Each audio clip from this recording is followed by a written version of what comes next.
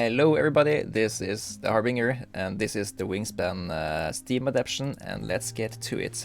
Now, as we do in Wingspan, we always have to look at the opening hand first. This is where you'll make the most important decisions of the game, which of the 5 cards to pick and which of the 5 foods to pick. So, I see something that catches my eye. We have quite a few birds that will go anywhere. We have the silver eye and the peaceful dove that can both go in the grasslands. We have 4 birds that can go in the forest. Then we have 3 birds that can go in the wetlands. Now, the common yellowthroat is a really good card. It lets you look at 2 additional cards. So basically, we draw 4 cards. We can't keep. Since we also draw 2 from the habitat, we can't keep all 4, but you always just want to toss away the worst one, so that's a really good card. It also works with the 2 of the round end goals, so I'm happy to pick the yellowthroat. Neither of these birds help out with the first round end goal.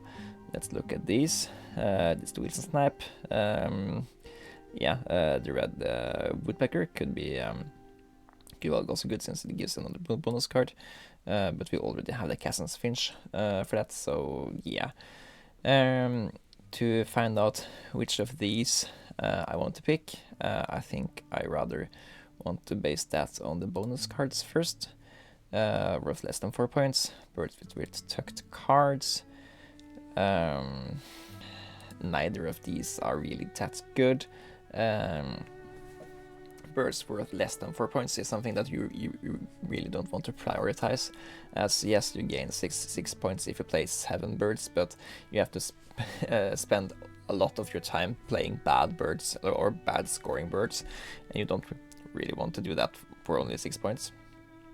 Basically, this does if you manage to finish the 7+ birds, every bird is worth around 1 more point, and that's really not good when the birds are already low scoring. Birds with tucked cards, I think it is easier to achieve, and if we manage to tuck cards on 4 birds, we can gain 3 points, so I think I'm gonna go for that. The yellowthroat also pushes us towards going for a wetlands build, so yeah, I think we can do that. So the peaceful dove makes it possible for us to lay eggs in the forest, and we can lay more than 1 egg. I haven't played with the peaceful dove before, but it seems really good, so I want to take that, and just because I also want birds with vertebrae in the food cost, I'm going to take the Prothonoria warbler, and I'll put that either in the forest or the wetlands, dependent on what other fun stuff that pops out. So, a question is, do we also take the Cassin's Finch? I mean, we are able to pick 4 birds, pick 3 out of 4 birds with the yellowthroat, so I don't think we need to take this card at the expense of 1 more food. So let's take grain, vertebrae, and let's get going. I think we are going to start by playing the peaceful dove. Play it for the nectar cost. This bird is sometimes called the doodle-doo because of its distinctive song. And we can get some free grains. Let's take that.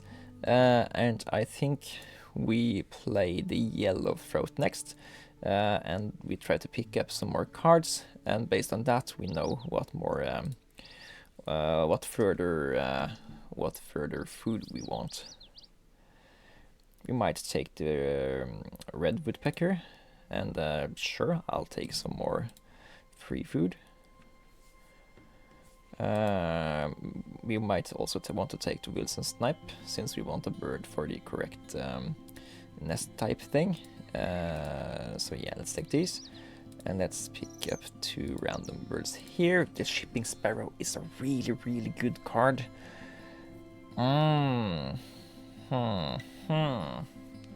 The Easter Kingbird allows us to gain food when it's not our turn, and we can get 2 eggs. Ah.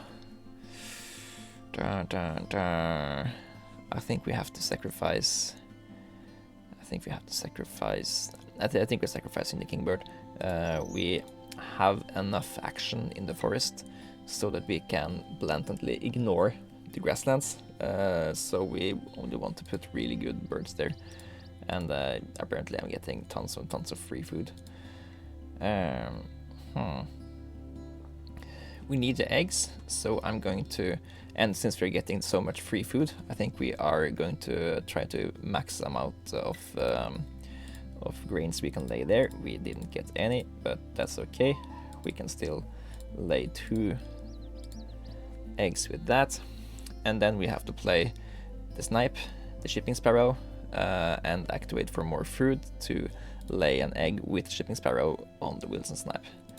And that will net us at least 1 egg in the correct habitat, and yeah, we might score points out of that. So let's play the shipping sparrow for 1 egg and 1 food. I did pay with nectar, right? Yeah.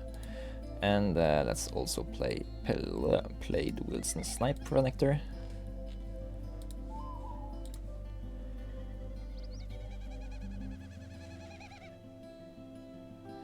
And let's see, we have 2 turns left, so we can afford to pick up something cool if we find something cool.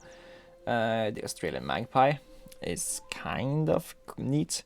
It's worth 4 points, and it allows you to discard eggs at the end of the round from the other cards in the same column and in the same in the same row and the same column. So at the most you can discard 6 eggs, and you get to cache 2 grains from the supply to it. So basically the eggs are worth you exchange 6 eggs for 12 points. So it's a net 6. So it can be worth 10 points in of itself, but you have to do stuff to make it work. But it's one of the better game end cards. Yeah, we are not too excited about picking up that now. We need to maybe pick up this nectar, I think. And we will lay an egg on this bird, and we will also discard 1 grain to lay an egg on this bird, so that we can take the warbler and spit out some more points. Now we had to lay an egg here since we didn't want to spend that egg. So nice. I'm the only one. That gives us very easy 4 points there. Nice. We're also in the lead for round 2, round 3, and round 4 end goals. So yeah, this is looking great. Oh, I really want the Bonelli's eagle, and I want the whooping crane. We didn't get the eagle. Of course, we didn't go first. The eagle is one of the best cards in the game, so that makes sense. Let's see, bowl nests 1, 2. So the Sales Phoebe could be a really great play last turn of the game.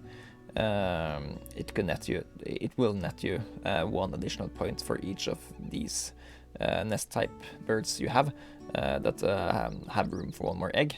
So I want to pick these 2. Also, it really fits with the round end goal of getting more vertebrate cards. I'm gonna give everyone a card, just so I have something to discard if it isn't great. So a question is, do I want to pick the black-billed magpie?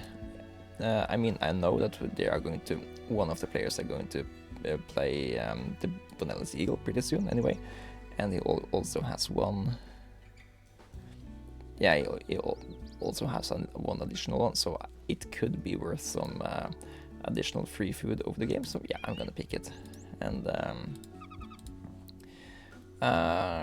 Whereas golden eye, I don't think we need these 3 eggs, so... But I think it's better than the Merganser for us, since you already have one of those effects. So I'm gonna toss that card instead. The Whooping Crane is just a really easy to play card that's worth some points and a bonus card. So I'm taking that. Let's see, neither of these foods are in particular helpful, but let's take the fish, since the golden eye at least needs that. And I want to play the black-billed magpie in anticipation for this player to play the Bonelli's eagle and activate the barn owl and all of that stuff. Next up, I think I want to play the red-cooked woodpecker, or do I want to pick up the catbird? I mean, it could lay more eggs for us. It's a 5-pointer. It gets eggs from the Phoebe. Yeah, let's take that. Oh yes, the snow bunting. That's a really awesome card for us. At least if the other players are tucking.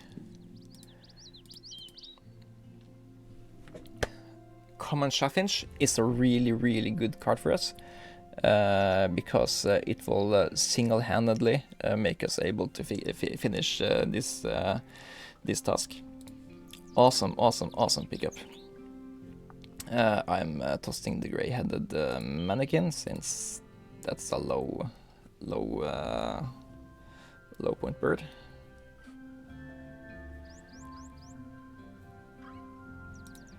And yeah, let's take...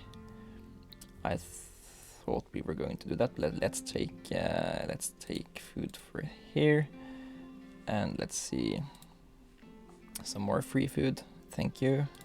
Gonna take the rodent, and yeah.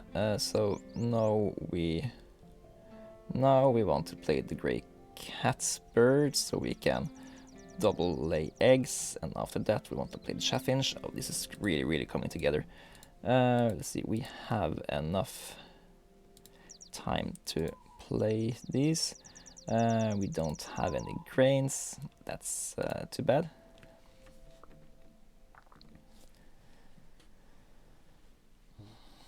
How are we doing on the round end thing? I'm not going to sacrifice. Sacrifice my setup for this, but. Yeah, we are at least tied for now, so we either get 3 or 2 points. It doesn't really matter too much. And we are paying for this, I think, with what was already suggested.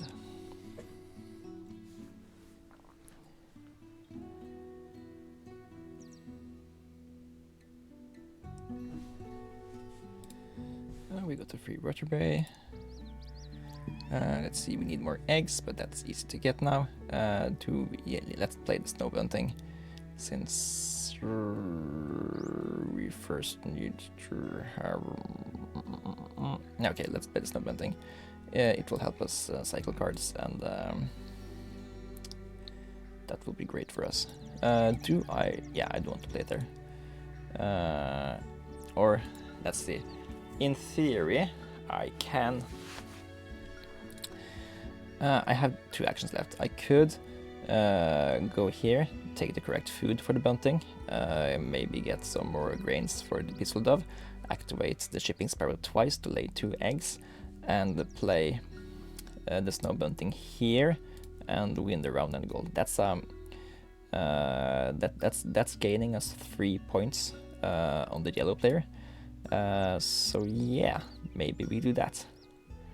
That also gains us access to this field, which makes us be able to draw 1, 2, 3, 4 if we want to, 5, 6 cards, which we then can dump into the shift chef. Yeah, I think that's the play. We are still able to go off on that. So that's one nectar and something else. We are laying an egg, and we are laying an egg, and we don't have any grains. Okay.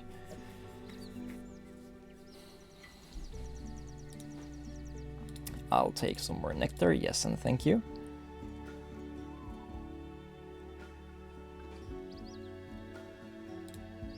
And this time I'm not gonna take a grain, since that will just disappear. I'm gonna take the berry, and I'm gonna play the snow bunting. And yeah, it doesn't really matter where we have take the eggs from.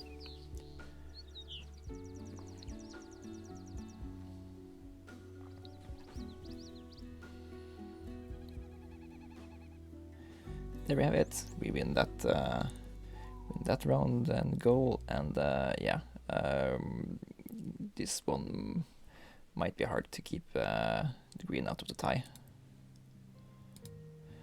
Okay, so now we want to again activate here to gain enough eggs to play the shift chef and the whooping crane, and or the woodpecker.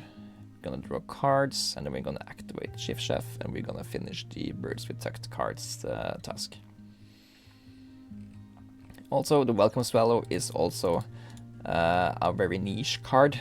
It can be played to manage to tuck behind 5 birds to do this task pretty well, but be warned that that is one of the few niche cases where the welcome swallow is actually good. It's at the most. It also has some good egg space, so that's one thing. But yeah, it's a niche card that also could have helped us out to solve this problem. But I'm really happy with the shift chef solution too. Okay, we need nectar, and we need more nectar. And now let's see, we could sacrifice the osprey for some even more nectar. So I'm going to do that. Let's repeat this bird and that bird. We don't have any grains, but that's okay.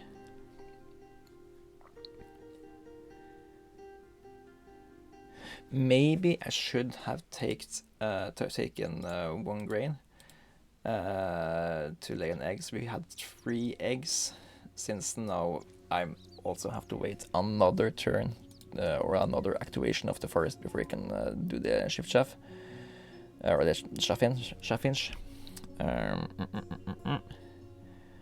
Or we could do this first. No, we are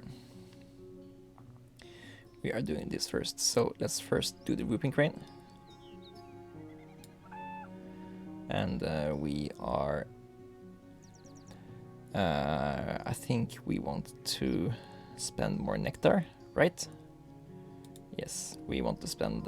No, we want to spend the fish, since there aren't really many fish cards to play elsewhere. So let's do this. Take 2 eggs, and let's see. Birds can only live in the grasslands. We aren't planning to play things in the grasslands, so, or we are kind of planning to play the Jesus Phoebe. 1, 2, 3, 4, 5 eggs from this Phoebe, and we get points from the primary manager. Yeah, that's nice. Or let's see. Says Phoebe is also a bird named after a person, so taking this and playing the Phoebe will give us 4 points rather than 3. So yeah, this is better. This is better. Let's take that.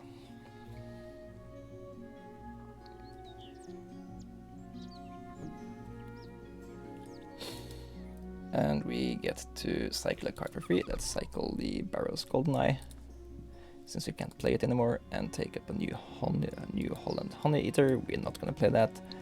It's not good any longer. And we are pulling cards so we can tuck into the chaffinch. Let's take the triple swan. We don't want other players to have it, and take some random other cards here.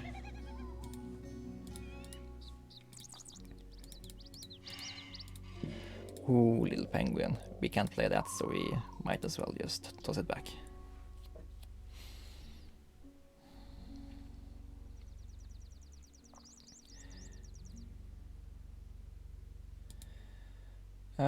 I don't mind getting that, and we can also get another. Then we take nectar, and we get to take another card. Awesome. Let's take this card, golden-headed Sistola. I mean, it's if we are playing the Sales Phoebe as the last action, playing this first will net us more points. So yeah, that's a nice card to pick up. But first we have to work towards playing our chaffinch. We need more eggs. It's much better to get eggs from here than here, so let's do this. We can... Do we care about what's here? We can sacrifice one vertebrae to... or let's sacrifice a berry to the redraw, and we get grains and a nectar. Nice, that's what we wanted. And let's repeat the shipping sparrow and the shipping sparrow, and we are sacrificing 3 wheat to lay 3 eggs, and boom, we just laid 5 eggs in the forest. Yes, and thank you. I will take some more. I'm not taking more nectar this turn, am I? I mean, I could first play the chaffinch and then play the Sales Phoebe. But yeah, we don't need more nectar, so I'm gonna take a grain just. Cycle something. Let's cycle the Trumpeter Swan. We get a Hooded Crow. Okay.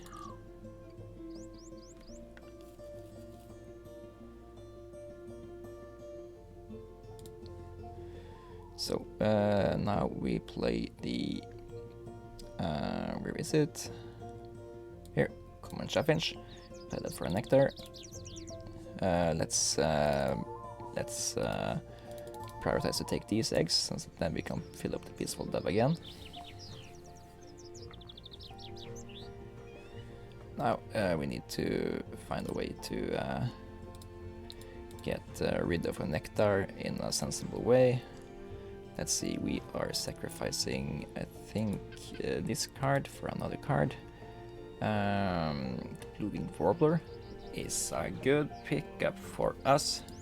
It's a ball nest for the Sales Phoebe. It's possible, it's 2 vertebrae for the round and goal, and it's a possible 5th card to slap onto our forest.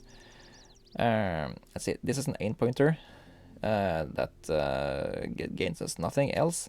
This is a 5-pointer that lets us copy a brown power from this guy. I mean, he can give us another egg. He can give us another point. Nothing too exciting. We have this guy who can give us another bonus card.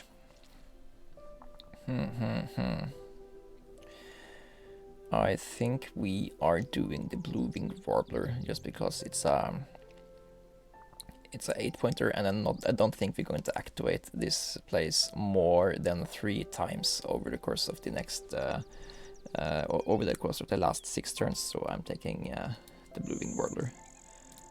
And I'm just accepting that we are losing out on one of the nectars.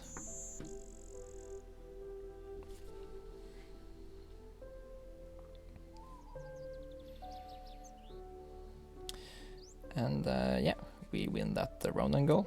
That's pretty nice. We are very much in the lead for round 4 goal. So one of our turns are going to be playing the golden-headed Sistola into the Sales Phoebe, we're going to need 4 vertebrae for that, or nectar. Other than that, we are in the need of 5 cards to tuck under these guys for the citizen scientist. Now, are we able to find some other way to tuck at least 1 card? The hooded crow can tuck cards for us if the opponents are putting cubes in the grasslands, which they very much might do in the last round. The Dixisel can also tuck cards, but that requires us to activate the grasslands. If we play 1, 2, 3 birds here, activating the grasslands will give us 4 points if we do the sacrifice, and then 5, 6 for this bird, so it isn't that bad. That means we have 1 turn, 2 turns, 3, 4, 5 turns. Yeah, that is actually a really nice plan. I'm going to lock in that idea and pick 5 cards. Now I might as well just pick the Mayor Mitchell's Kikitsu rather than the Dixisel, just because it's also a historian bird and it's worth slightly more points, so I think it's a better choice. And yeah, ooh, this one would have been, oh yeah, because it also competes with the Glitter Grain, so it wouldn't have been that awesome. So yeah, all players take a card from the deck. Yes and thank you. And the Ibis. And we have to sacrifice a card, so we take the Broad-Winged Hawk.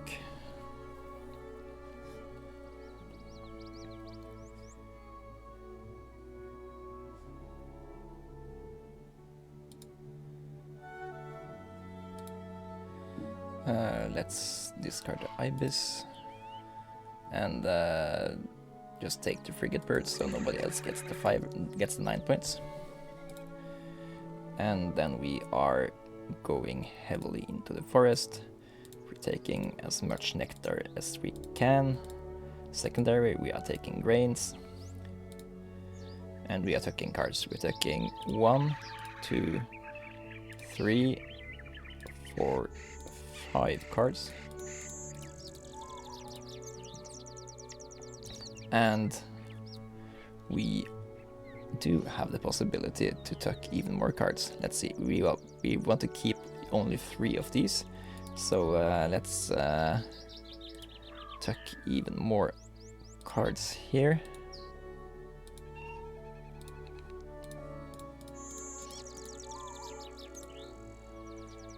And we are laying an egg, and we are indeed laying eggs.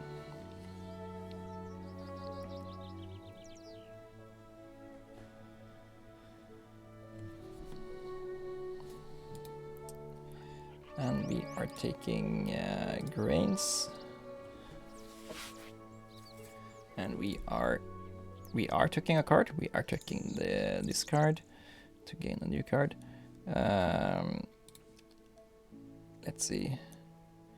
Yeah, it's the Inca Dove isn't attractive enough. It's like the Sales Thief, but this one is just really much better for us this game. And we get the Green Heron that we can't play. Let's see. Now we are doing the Sistola, since that will basically pay its egg cost back, and it will be another nest for the Phoebe, and yeah, it's just better. And let's see, we're also playing the Sales Phoebe. Oh yeah, we first have to pay for it. We're laying 7 eggs. I forgot to pay with that egg. Ah, that's going to annoy me. Well, that's stupid of us. We can sacrifice the green heron. Just remember, I could have had one more egg if I remember to pay with one of these each. Okay, so Mary Mitchell's cockatoo is a historian bird, and it's a bird for tucking cards. So let's do this and pay for that like this. Now, tackless lark would also be a historian bird, but we really want to do the tucking. Yeah, let's take a nectar. We can take the nectar in there. So yeah, let's recycle it to the bunting instead. And yeah, we are actually almost also. If we had played the lark, we could have filled up the entire board. But yeah, that's fine. Let's sacrifice a nectar to lay 4 eggs, lay 2 eggs here and 2 eggs here, tuck the nutcracker, and yeah. I think this just was a really successful game. We win all the nectar competition. We aced both of our tasks, and I think we also won all the round end goals. Yeah, just a really perfect game. Can't wait to see how many points we get. It looks really promising.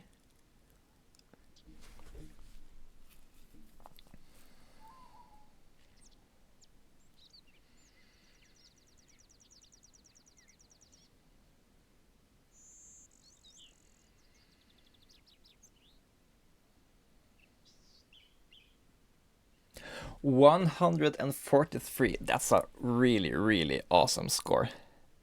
Now, what was the secret to success here? I think the Peaceful Dove did a lot of the heavy lifting. Just being able to dish out tons of eggs in the forest is really good. Also, the Grape Catbird copying all of these other birds' abilities as we needed. It's also really good. Being able to lay double eggs, being able to tuck 10 cards a turn. Awesome. Snow Bunting, also 13 points from that card alone. The common yellow throat, just giving us tons and tons of cards to choose from. Also really good.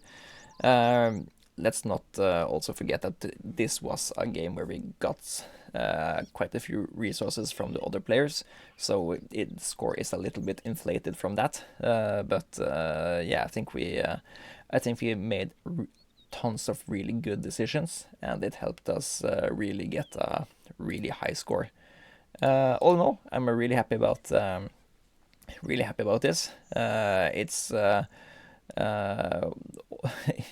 It's almost more than the other players together. If we account for that, it's only 21 points less. But yeah, if you enjoyed this video, please give the video a like. I really enjoy making these videos, and Wingspan is one of my favorite games of all time, and I feel I have a lot to offer when it comes to explaining